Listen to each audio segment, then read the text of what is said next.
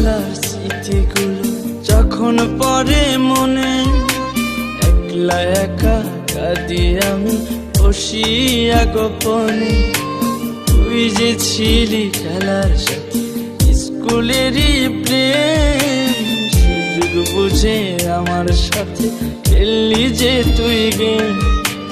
নিজের ইচ্ছে মতো রে তুই দিলি অপবার, জানিস নাকি মন ভাঙাছে কত বড় পাপ। তুই মহাপাপী, তুই অপরাধী, তুই যে লোভী মেয়ে, এখন ভালোই সুখে আছিস অন্য কারো।